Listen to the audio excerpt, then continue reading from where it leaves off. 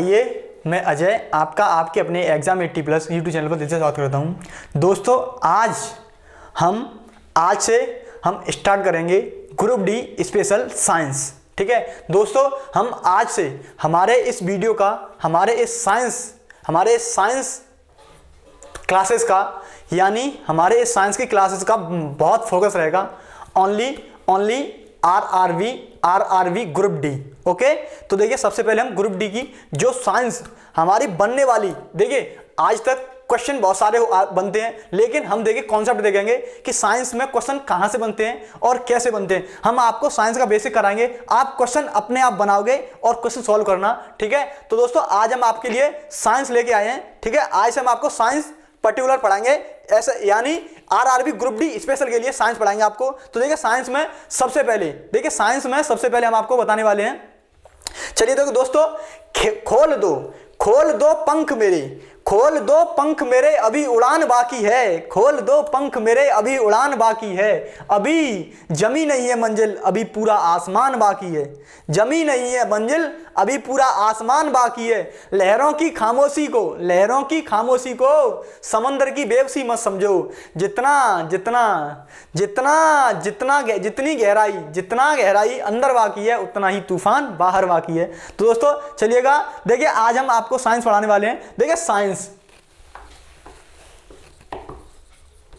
ठीक है दोस्तों, साइंस ग्रुप डी स्पेशल पढ़ाएंगे आपको। ठीक है, अब देखिए साइंस में आपने कभी देखा होगा कि आपको सबसे ज्यादा टफ लगता है आपको। देखिए साइंस में मैंने भी पढ़ा, सबसे ज्यादा हमें लगती है टफ केमिस्ट्री। ठीक है, तो आज से हम डिस्कस करेंगे। सबसे पहले केमिस्ट्री से क्लास स्टार्ट करेंगे कि केमिस्ट्री में कैसे क्वेश्चन बन सकते हैं, और देखिए क्वेश्चन से रिलेटेड थ्योरी क्या कहती है आपकी एग्जाम को लेकर। ठीक है, हमारा मेन मोटिव रहेगा आरआरबी ग्रुप डी। ठीक है, तो देखिए चलिए दोस्तों, सबसे पहले देखेंगे हम केमिस्ट्री।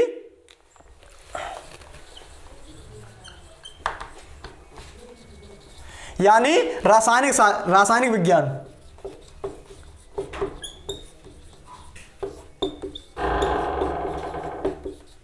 ठीक दोस्तों, देखिए रासायनिक विज्ञान देखिए सबसे पहले हम देखेंगे रासायनिक विज्ञान में क्या है। रासायनिक विज्ञान में हमारा सबसे पहले अगर हम केमिस्ट्री के अंदर स्टडी करते हैं तो सबसे पहले हम देखते हैं हमारा क्या, सबसे पहले हम देखते हैं अपना ब्रह्मांड। ठीक है, तो ब्रह्मांड अगर हम केमिकल बेस पे आते हैं, अगर हम केमिस्ट्री बेस पे आते हैं तो हमारा ब्रह्मांड दो चीजों से मिलकर बना है, यानी दो चीज है वो द्रव्य और एनर्जी। देखिए द्रव्य। ठीक है, द्रव्य यानी मैटर और एनर्जी। ठीक है, ऊर्जा।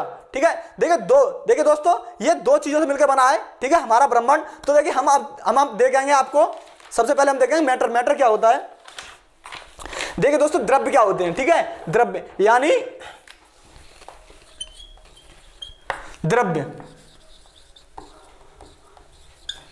मैटर। देखिए मैटर क्या होते हैं दोस्तों, मैटर वह होते हैं जिनका अपना आयतन, ठीक है, अपना आयतन कह सकते हैं, या कुछ स्थान घेरे या स्थान घेरे या उसका भार हो। जैसे हमारी कोई भी वस्तु है, कोई हमको कुछ दिखाई दे रहा है, वो हमारा मैटर है, और हमें दिखाई देने वाला या महसूस करने वाला हमारी जिसका हमें अपनी ज्ञान इंद्रियों के थ्रू ज्ञान होता है, उस सभी मैटर कहलाते हैं। ठीक है, तो देखिए मैटर, अब देखिए मैटर के अपोजिट होता है हमारा मैटर होता है, और उसके अपोजिट होता है हमारी एनर्जी। अगर हम मैटर को डिफ्यूज करें, यानी मैटर को खत्म करें, तो हमारा मैटर खत्म नहीं होता, वो हमारा एनर्जी में ट्रांसफर हो जाता है। ठीक, और हमारी एनर्जी मैटर में ट्रांसफर होती है। तो देखिए सबसे पहले हम देखेंगे कि ये होती क्या है, होती कैसे है। देखिए हमारी मैटर्स हमें ठोस अवस्था में, लिक्विड अवस्था में, गैस अवस्था में, ठीक है, सब में पाए जाते हैं। सॉलिड, लिक्विड, गैस, तीनों अवस्था में पाया जाता है। ठीक है, तो सबसे पहले हम देखेंगे, देखिए क्या ठोस किसे कहते हैं। चलिए ठोस बाद में डिस्कस करते हैं। अभी हम देखेंगे सबसे पहले, देखिए मैटर, ये दोनों हमारी मैटर और एनर्जी दोनों में हमारे एक साइंटिस्ट हुए आइंस्टीन। उन्होंने अपना एक थ्योरी दिया, उन्होंने अपनी एक थ्योरी दी। तो उन्होंने थ्योरी में दिया दोस्तों, उनकी थ्योरी थी, एक फॉर्मूला था। देखिए ये था E बराबर MC स्क्वायर। दोस्तों यहां से क्वेश्चन बन जाता है, E हमारी, देखिए यहां से क्वेश्चन बन जाता है आइंस्टीन की थ्योरी, ठीक है, आइंस्टीन का सिद्धांत, ये बोले तो आइंस्टीन का सिद्धांत क्या है, एनर्जी के बेस में, ठीक है। तो हम देखिए सबसे पहले देखेंगे द्रव्य एनर्जी के बीच में रिलेशन। देखिए यहां रिलेशन बिटवीन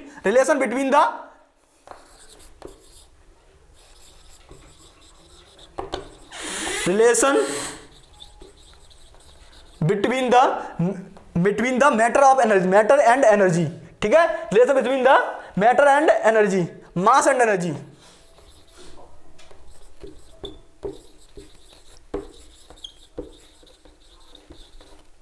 ठीक, मास एंड एनर्जी, ठीक। अब देखिए दोस्तों सबसे पहले हम देखेंगे रिलेशन क्या होता है। देखिए रिलेशन होता है हमारे मास और एनर्जी में, क्या रिलेशन है, तो देखिए मास एनर्जी में हमारा E = mc², ठीक है। अब देखिए अगर हम लें तो E हमारा यहां E क्या है, हमारा वेयर इज, यहां जहां हमारी E है उत्पन्न होने वाली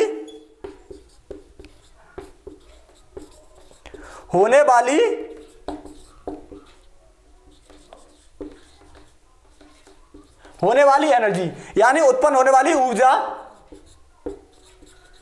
ठीक दोस्तों, ये हमारी एनर्जी है, उत्पन्न होने वाली ऊर्जा। अब देखेंगे आगे हम, देखिए दोस्तों, और देखिए अगर हम m देखें, हमारा यहां पर m है तो m हमारा द्रव्यमान है, और देखिए m हमारा द्रव्यमान है, c हमारा, यहां c हमारा है, c हमारा देखिए c क्या है, c है हमारा ध्वनि की चाल है, तो ठीक है दोस्तों, c ध्वनि की चाल, c हमारी यहां ध्वनि की चाल है। अब देखिए सबसे पहले हम देखेंगे, देखिए दोस्तों ये देखिए अगर हम देखें अगर हम मैटर को देखें तो सिर्फ देखिए दोस्तों नोट करते रहिएगा। सबसे पहले दोस्तों क्या करेंगे हम लोग, ये नोट करेंगे, हमें कुछ नहीं करना, देखिए हमें कुछ नहीं करना दोस्तों, हम इतना नोट कर लें कि हमें, देखिए दोस्तों हम इतना नोट कर लें कि इतना हम एग्जाम से कुछ टाइम पहले हम अपने शॉर्ट नोट बनाएंगे। मैं आपसे ये नहीं कर रहा आप पूरा लिखो, नोट बनाओ, आप इतने शॉर्ट नोट बनाओ, इतने नोट बनाओ कि आप देखते ही आपको कंसेप्ट क्लियर हो जाए, ठीक है। तो बस हम आज इस साइंस की सीरीज में टोटल कॉन्सेप्ट पे फोकस करेंगे कि एग्जाम कहां से बनता है और देख क्या क्या पूछ सकता है। तो सबसे पहले हम देखेंगे, अब देखिए मैटर, ठीक है, हमने आपको बताया मैटर, ठीक, मैटर एंड एनर्जी, ठीक है, मैटर एंड एनर्जी। अब देखिएगा एनर्जी, मैटर एनर्जी आपस में ट्रांसफर होती है, ठीक है। मैटर को आप डिफ्यूज करेंगे, ठीक है, मैटर को आप डिफ्यूज करेंगे तो वो एनर्जी में ट्रांसफर होगा, और एनर्जी को अगर आप ट्रांसफर करेंगे तो ये मैटर में ट्रांसफर होगी, ठीक है। ये हमेशा हमारे ब्रह्मांड में ये घूमती रहेगी, ठीक है, हमारे ब्रह्मांड में आपस में कोरिलेट करेगी, लेकिन ये खत्म नहीं हो सकती, इसको नष्ट नहीं किया जा सकता और ना ही उत्पन्न किया जा सकता, ये साइंस का नियम है। तो देखिए सबसे पहले हम देखेंगे, देखिए ये अब देखिएगा मैटर हमारे क्या होते हैं। देखिए मैटर हमें मिलता है, देखिए आपने देखा होगा, आपने पढ़ा होगा, आपने लास्ट क्लास आप आज से पहले भी पढ़ा होगा, मैटर हमारे क्या होते हैं। देखिए मैटर होते हैं हमारे, मैटर हमको 3 अवस्था में पाए जाते हैं, ठीक है। मैटर मिलेगा आपको सॉलिड अवस्था में, ठीक है, solid and liquid and gas form में, ठीक है, ये हमें 3 फॉर्म में मिलेगा, ठीक है। सॉलिड लिक्विड गैस आपने पढ़ा होगा, पहले भी पढ़ा होगा। तो देखिए सॉलिड क्या होता है, देखिए सॉलिड की प्रॉपर्टी क्या है, सॉलिड किसे कहते हैं, यानी ठोस, और देखिए ठोस और द्रव, ये द्रव और गैस, ठीक है। अब देखिएगा हमें क्या होता है, ठीक है। ठोस क्या होता है, ठोस देखिए आपने कभी पढ़ा होगा, ठोस होता है, हम आपको बताएं ठोस क्या होता है। ठोस होता है ठोस की आकार और आकृति, और आयतन, ठीक है, आकृति या आकार या आयतन, ठीक है। आकृति आयतन दोनों क्या, आकृति और आयतन दोनों ही निश्चित होते हैं, ठीक है। ठोस का आकृति, देखिए आकृति हुआ आयतन, ठीक है, दोनों ही क्या होते हैं, आकृति और आयतन दोनों ही निश्चित होते हैं, ठीक है। ये कंफर्म है, जैसे आपके पास कोई क्यूब है, क्यूब है तो उसका वेट, उसका आयतन और आकार दोनों निश्चित रहेंगे। ठीक है, अब देखिएगा अगर हम लिक्विड की प्रॉपर्टी देखते हैं कि हमारा लिक्विड क्या होता है, तो देखिए लिक्विड की, देखिए लिक्विड क्या होता है, लिक्विड की प्रॉपर्टी है, लिक्विड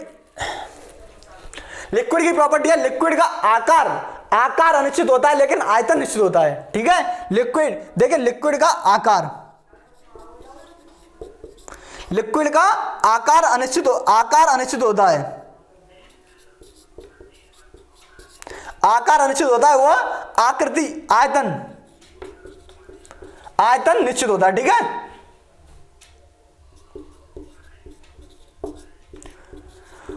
आयतन निश्चित होता है। अब देखिएगा अगर हम लिक्विड की बात करें, तो देखिए जैसे अगर हम सॉलिड की बात करें तो हमें चीनी का क्रिस्टल है। ठीक है, चीनी का क्रिस्टल है और देखिए बहुत सारी चीजें हैं। ठीक है, बहुत सारी वस्तुएं हैं वो हमें सॉलिड फॉर्म में पाई जाती है। लेकिन लिक्विड क्या होता है, लिक्विड तरल पदार्थ होते हैं। ठीक है, देखिए दूसरी बात सुने तो लिक्विड तरल पदार्थ होते हैं जो इनका आयतन तो होता है, जैसे हमारा 1 लीटर पानी है, पानी हमारा लिक्विड है, अगर 1 लीटर पानी है उसको हम लीटर में डालेंगे तो लीटर का आयतन, लीटर का आकार ले लेगा, अगर बाल्टी में डालेंगे तो बाल्टी का आकार ले लेगा, और किसी बर्तन में डाल दिया तो उसका आकार लेता है। तो यानी इसका आकार अनिश्चित होता है और आयतन निश्चित होता है। यानी आयतन 1 लीटर पानी है तो 1 लीटर रहेगा, चाहे वो 10 लीटर की बाल्टी में डालो, चाहे टब में डालो, किसी में भी डालो, लेकिन उसका आयतन उतना ही रहेगा। तो देखिए अब देखिए जैसे हमारे लिक्विड में बहुत सारे लिक्विड में जैसे डीजल है, पेट्रोल है, तेल है, ऑयल है, ये सभी हमारे लिक्विड फॉर्म में आते हैं। अब देखिएगा आगे देखते हैं हम गैस क्या होती है। गैस देखिए गैस की आकृति और आयतन, गैस की आकृति और आयतन दोनों ही अनिश्चित होते हैं। ठीक है, तो उसे गैस कहते हैं। जैसे हमारी हाइड्रोजन है, ऑक्सीजन है और बहुत सारी गैस है, नाइट्रोजन है, लिथियम है, बहुत सारी गैस हैं, hydrogen, helium, lithium, beryllium, boron, बहुत सारी गैस हैं। तो ठीक है, सबसे पहले हम देखेंगे दोस्तों, देखिएगा सबसे पहले क्या होता है। ठीक है, हमारे गैस होते हैं। अब देखिएगा हम गैस में क्या करते हैं, देखिए गैस हमारी क्वेश्चन बन जाता है दोस्तों, क्वेश्चन बन जाता है कि गैस के आकृति आयतन निश्चित होते हैं नहीं, तो हम ये हमने आप बचपन में पढ़ा होगा, आप माँ बाप को रिपीट करा रहे हैं। अब आगे देखिए क्वेश्चन कहां से बनेगा, आपके देखिए एग्जाम में क्या पूछेगा आपको। अब देखिए अगर आप देखते हैं तो देखिए सॉलिड क्या करते हैं। ठीक है, मैटर्स, देखिए हम मैटर पर, हमारा टॉपिक था मैटर्स, हमने आपको नॉलेज के लिए बता दिया, लेकिन हम अपने टॉपिक को चलते हैं। अब देखिएगा अगर हम देखें तो मैटर एक स्टेट चेंज करता है, हमेशा अपना फेस चेंज करता है। ठीक है, जैसे मान लो अगर कोई सॉलिड है उसको एक मिनिमम टेम्परेचर दिया जाए, कि वो लिक्विड में, देखिए कोई सॉलिड है उसको आप टेम्परेचर दोगे, ठीक है, उसको आप हीट दोगे तो वो अपने आप ऑटोमेटिकली लिक्विड फॉर्म में ट्रांसफर हो जाएगा, और अगर और हीट देते हो तो वो अपने आप ही गैसेस फॉर्म में ट्रांसफर हो जाएगा। तो ये हमारे देखिए आगे देखेंगे कि एग्जाम में क्या पूछ सकता है आपको। ठीक है, क्या पूछ सकता है, तो बहुत सारे क्वेश्चन बनेंगे। अब क्वेश्चन आप बाद में बनाएंगे, अभी हम आपको टॉपिक का कंसेप्ट क्लियर कराते हैं। तो देखिए सबसे पहले देखेंगे मैटर। ठीक है, मैटर हमने बोला मैटर हमेशा अपना फेस चेंज करता रहता है। ठीक है, अगर हम लिक्विड से उसको और कोल्ड करेंगे, ठंडा करेंगे तो वो सॉलिड फॉर्म में पहुंच जाएगा, और अगर गैस है और उसको ठंडा करेंगे तो कंडेंस हो गए, वो लिक्विड फॉर्म में आ जाएगा। तो देखिए सबसे पहले अब देखते हैं। अब देखिएगा ये बहुत सारे पॉइंट्स होते हैं, जैसे हमारा कोई मैटर, कोई द्रव्य या कोई द्रव्य अगर हमारे किसी लिक्विड या गैसेस फॉर्म में ट्रांसफर होता है तो उसके ट्रांसफर के लिए बहुत सारे परिपथ हैं, पैरामीटर्स हैं, उन सभी पैरामीटर्स को हम ध्यान में रख के आज स्टडी करेंगे उन पे। तो देखिए सबसे पहले होता है उसका गलनांक। कोई हमारा सॉलिड फॉर्म है, उसका गलनांक होता है यानी मेल्टिंग पॉइंट, गलनांक होता है मेल्टिंग पॉइंट। तो देखिए मेल्टिंग पॉइंट पर डिस्कस करेंगे। देखिए मेल्टिंग पॉइंट क्या होता है दोस्तों,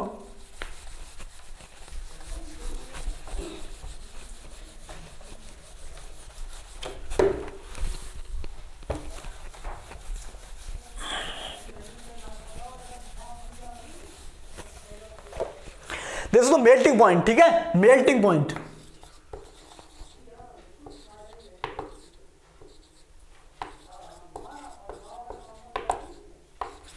ठीक है दोस्तों, मेल्टिंग पॉइंट क्या होता है, मेल्ट। देखिए कोई हमारी सॉलिड फॉर्म में वो उस टेम्परेचर पे, वो मिनिमम टेम्परेचर दिया जाए कि वो उसको पर्याप्त टेम्परेचर दिया जाए कि वो अपनी स्टेट को पूर्णतः सॉलिड से लिक्विड में चेंज हो जाए। ठीक है, यानी मेल्टिंग पॉइंट कि किसी मैटर को, किसी सॉलिड को उतना टेम्परेचर दिया जाए, पर्याप्त टेम्परेचर दिया जाए कि उस टेम्परेचर पर वो अपनी लिक्विड फॉर्म में पूर्ण रूप से परिवर्तन हो जाए। उसी हम टेम्परेचर को, उसी पॉइंट को, जो टेम्परेचर हमने दिया उस टेम्परेचर पर वो अपनी सॉलिड फॉर्म से लिक्विड फॉर्म में आ गया, उसी पॉइंट को हम बोलेंगे मेल्टिंग पॉइंट। ठीक है, तो देखिए मेल्टिंग पॉइंट हमने आपको मेल्टिंग पॉइंट बता दिया। उसके बाद आता है आपका मेल्टिंग पॉइंट। देखिए अपने ठोस से गैस में ट्रांसफर किया तो मेल्टिंग पॉइंट आ गया, अगर हम ठोस से लिक्विड में ट्रांसफर किया तो मेल्टिंग पॉइंट आ गया, और अगर लिक्विड को गैस में ट्रांसफर करें, और अगर लिक्विड को, देखिए ये हो गया। ठीक है, अगर लिक्विड को गैस में ट्रांसफर करें तो उसके लिए आता है हमारा बॉइलिंग पॉइंट। ठीक है, तो ये बॉइलिंग पॉइंट क्या होता है, देखिए चलो बॉइलिंग पॉइंट बाद में डिस्कस करते हैं। सबसे पहले हम देखेंगे हमारा मेल्टिंग पॉइंट हो गया, अब देखेंगे फ्रीजिंग पॉइंट। ठीक है, फ्रीजिंग पॉइंट यानी फ्रीजिंग पॉइंट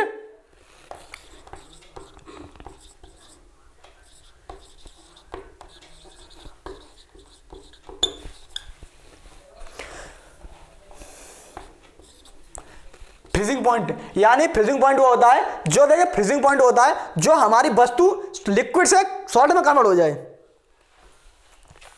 लिक्विड से यानी द्रव से ठोस में परिवर्तन हो जाए, उसे हम कहते हैं फ्रीजिंग पॉइंट। ठीक है दोस्तों, फ्रीजिंग पॉइंट आगे देखेंगे। देखिए फ्रीजिंग पॉइंट क्या होता है, फ्रीजिंग पॉइंट वह टेम्परेचर, वह मिनिमम जैसे अब हम अगर मान लो एक कंडेंसेशन होता है। ठीक है, कंडेंसेशन थ्रू आता है, वह पॉइंट जिस पर हमारी लिक्विड टोटली ट्रांसफर हो जाए सॉलिड फॉर्म में, उस पॉइंट को हम बोलेंगे फ्रीजिंग पॉइंट। अब देखिए फ्रीजिंग पॉइंट के बाद आता है आपका मेल्टिंग पॉइंट हो गया, फ्रीजिंग पॉइंट हो गया। अब आता है आपका आगे बॉइलिंग पॉइंट। अब देखिए बॉइलिंग पॉइंट क्या होता है, बॉइलिंग पॉइंट हमेशा लिक्विड फॉर्म में यूज किया जाता है। तो देखिए लिक्विड से हम ट्रांसफर करें गैस में, तो उसके लिए हम बॉइलिंग पॉइंट का यूज करते हैं। तो देखिए बॉइलिंग पॉइंट क्या होता है। ठीक है, अब बॉइलिंग पॉइंट वह मिनिमम टेम्परेचर, या मिनिमम बोलो या पर्याप्त बोलो, वह पर्याप्त टेम्परेचर जिस पर लिक्विड से हमारा लिक्विड पूर्ण रूप से गैस में परिवर्तन हो जाए, पूर्ण रूप से गैस में परिवर्तन हो जाए, उसे क्या कहते हैं,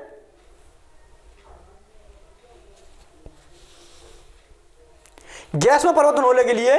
देखिए गैस में परिवर्तन हो जाए, ठीक है, गैस में परिवर्तन होने के लिए वह एक स्टेट आता है कि वो अपना उबलना स्टार्ट कर देता है। पानी गैस में परिवर्तन होने के लिए उबलना स्टार्ट कर देता है, तो उसी को हम क्या कहते हैं, उसी को हम कहते हैं मेल्टिंग बॉइलिंग पॉइंट। ठीक है, उसी को हम बॉइलिंग पॉइंट कहते हैं। तो ये बॉइलिंग पॉइंट देखिए बेसिक देखिए क्या है, क्या देखिए कहता क्या बॉइलिंग पॉइंट वह टेम्परेचर जिस पर लिक्विड उबलना स्टार्ट कर दे, यानी लिक्विड वेपोराइज होने लगे। ठीक है, लिक्विड वेपोराइज होने लगे, तो उसी पॉइंट को हम क्या कहते हैं, वेपोराइज होने लगे यानी गैस फॉर्म में कन्वर्ट होने लगे, उस पॉइंट को कहते हैं बॉइलिंग पॉइंट। ठीक है, अब देखिए बॉइलिंग पॉइंट आ गया आपका। ठीक है, आपका बॉइलिंग पॉइंट हुआ। अब देखेंगे आगे होता है आपका, देखिए बॉइलिंग पॉइंट हुआ। दोस्तों इन पॉइंट को नोट कीजिएगा, ये बहुत इंपॉर्टेंट है। ठीक है, देखिए एग्जाम में पूछ लिया जाता है कि बॉइलिंग पॉइंट। अब देखिए बॉइलिंग पॉइंट को एक अच्छे से और देखिएगा, एक एग्जांपल आता है बॉइलिंग पॉइंट का। देखिए अगर एग्जाम पूछ लेता है, अगर आपका देखिए एग्जाम में क्वेश्चन बन सकता है, अगर आपका टेम्परेचर आपका बॉइलिंग पॉइंट 100 डिग्री सेल्सियस है, तो पर्वतों पर या पहाड़ी क्षेत्रों में उसका टेम्परेचर इंक्रीज होगा या डिक्रीज होगा, या और कुछ बोल सकता है, या और एग्जाम नहीं होगा, या कोई परिवर्तन नहीं होगा। ठीक है, या ऑल ऑफ दिस। ठीक है, तो आपको क्वेश्चन बोल सकता है। अगर देखो इसका एक वो हो रहा है, इसका देखिए सबसे पहले हम देखेंगे कि बॉइलिंग पॉइंट, देखिए बॉइलिंग पॉइंट जब हमारे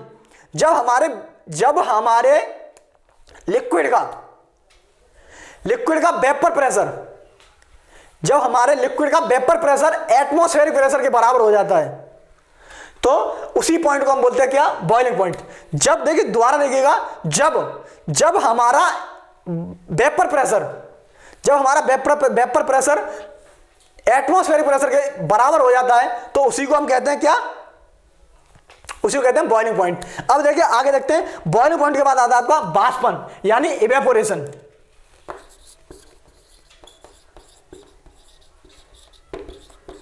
बॉइलिंग पॉइंट के बाद आता है इवेपोरेशन, बाष्पन। ठीक है, बाष्पन। देखिए बॉइलिंग पॉइंट आपका क्वथनांक,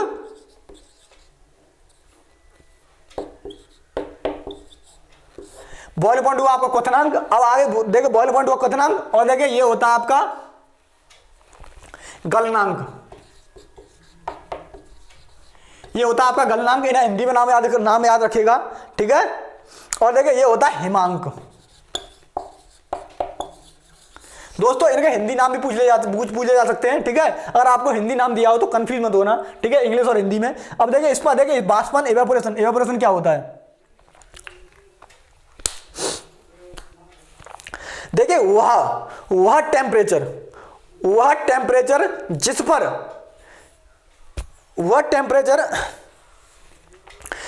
पर जब द्रव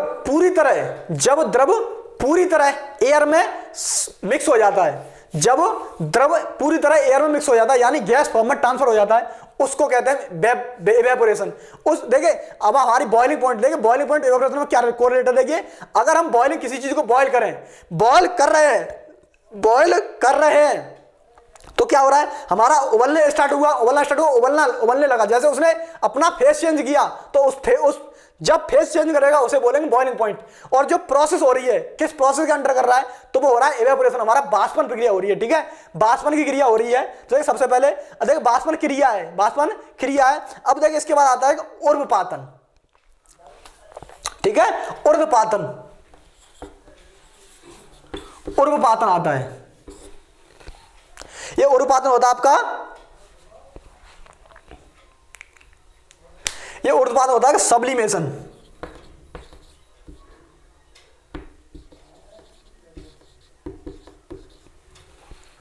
ठीक है। ये आपका ऊर्ध्वपातन होता है सब्लिमेशन। देखिए सब्लिमेशन क्या होता है, देखिए आपने ये कभी देखा होगा, ये पूछ लेता है सब्लिमेशन, ठीक है। ये सब्लिमेशन देखिए क्या होता है। सब्लिमेशन जब हमारा सॉलिड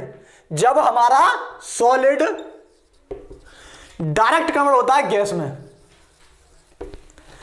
जब हमारा सॉलिड डायरेक्ट कन्वर्ट होता है गैस में, तो इस प्रोसेस को हम बोलते हैं क्या, सॉलिमेशन, यानी ऊर्ध्वपातन, ठीक है, ऊर्ध्वपातन। दोस्तों इसको याद रखिएगा, इसके गुड एग्जांपल है, जैसे इसका एग्जांपल है, जैसे आपका आता है, इसका एग्जांपल आता है एक, आपने देखा कपूर आता है, इसका एग्जांपल कपूर, ठीक है।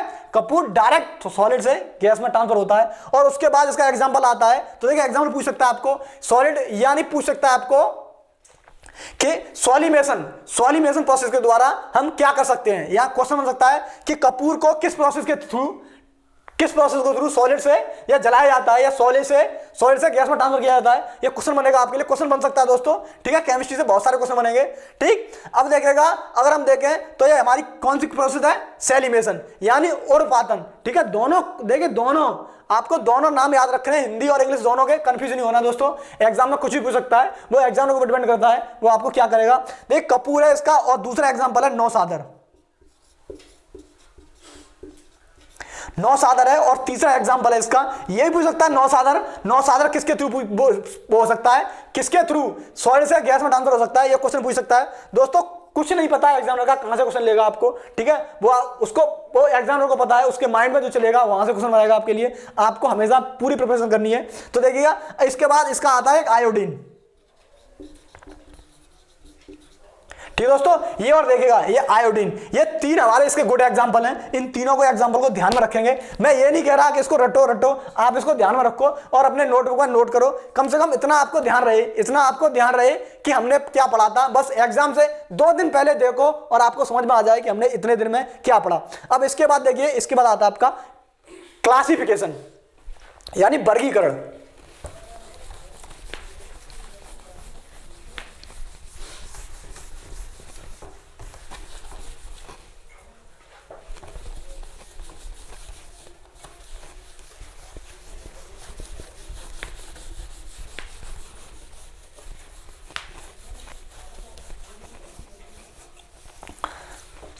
देखिए दोस्तों इसके बाद आपका वर्गीकरण में क्या होता है। देखिए क्लासिफिकेशन ऑफ मैटर, यानी द्रव्यों का वर्गीकरण।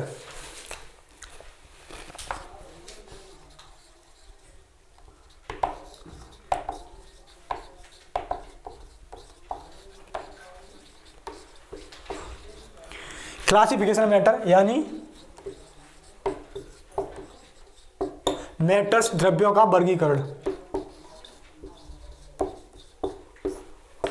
ठीक है, द्रव्यों का वर्गीकरण। अब हम देखेंगे द्रव्यों के वर्गीकरण में क्या होता है। देखिए बेस्ड, इसको हम देखते हैं कंपोजिशन, यानी रासायनिक संगठन। ठीक है, रासायनिक संगठक। देखिए रासायनिक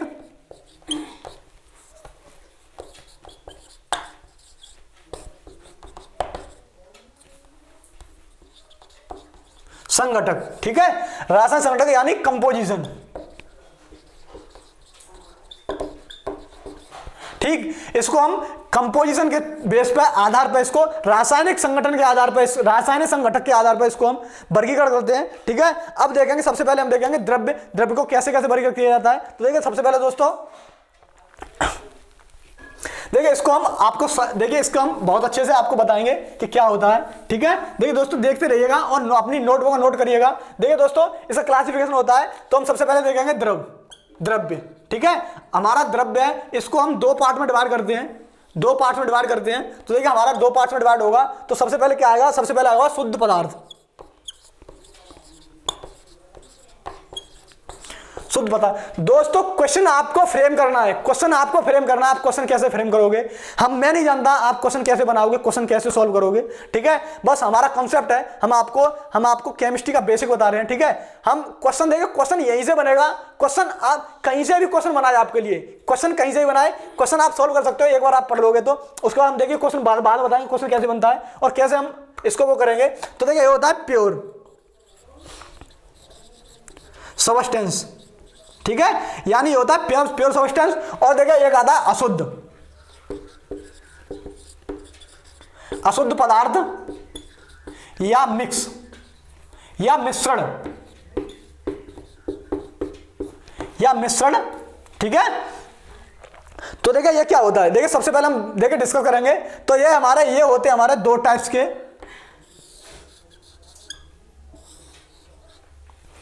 दोस्तों ये होता है हमारे दो टाइप्स के, ये होते हैं समांगी मिश्रण और विषमांगी मिश्रण।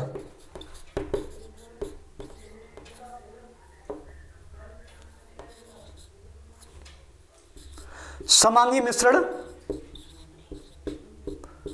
और विषमांगी मिश्रण।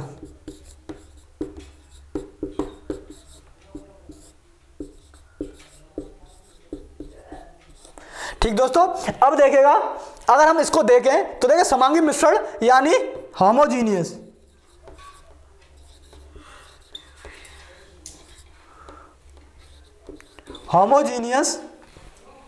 मिक्सचर। ठीक, होमोजीनियस मिक्सचर। और दूसरा होता है हमारा हेटेरोजीनियस मिक्सचर।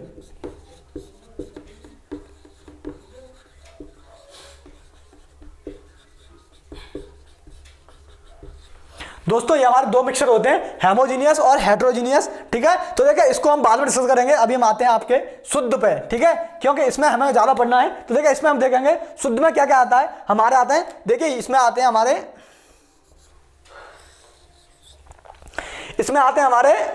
एलिमेंट और कंपाउंड। ये हमारे इसको दो पार्ट्स में डिवाइड करते हैं हम लोग। प्योर सब्सटेंस को एलिमेंट यानी तत्व,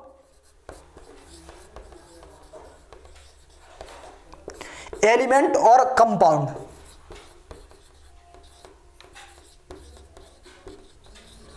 यानी कंपाउंड यानी यौगिक।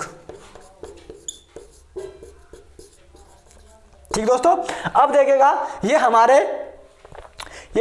यौगिक होते हैं। अब देखिएगा यौगिक, कंपाउंड। अब देखिएगा अगर हम इसको बांटें तो ये हमारे तीन पार्ट्स में डिवाइड होता है।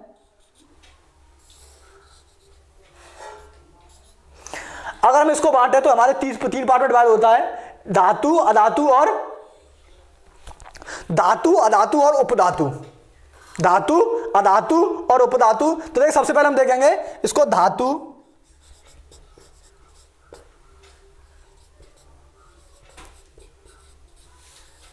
अधातु, उपधातु। धातु, अधातु, उपधातु।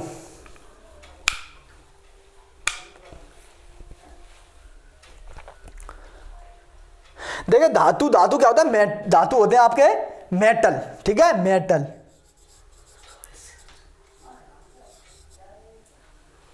ये होते हैं आपके मेटल।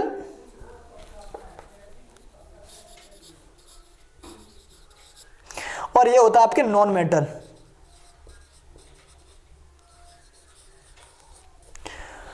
और ये होते हैं आपके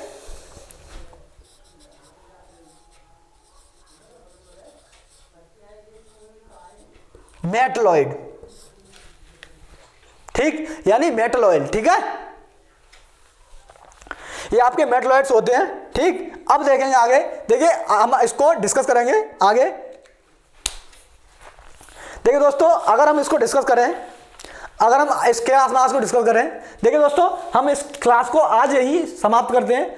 अगला देखिए, अगला टॉपिक रहेगा हमारा, जो हम नेक्स्ट क्लास करेंगे, उसमें हमारा रहेगा, हमारा मेन फोकस रहेगा सब्जेक्ट, यानी हमारा एलिमेंट और कंपाउंड पे हम देखेंगे। एलिमेंट कंपाउंड में हम किस किस को कैसे कैसे बांट सकते हैं। तो देखिए सबसे पहले हम देखेंगे धातु, अधातु और मेटल। हम नेक्स्ट क्लास में पढ़ेंगे धातु, अधातु और मेटल।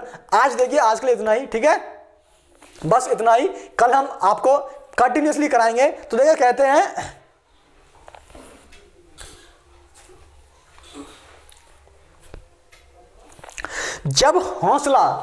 जब हौसला बना लिया ऊंची उड़ान का, तो फिजूल है देखना कद आसमान का।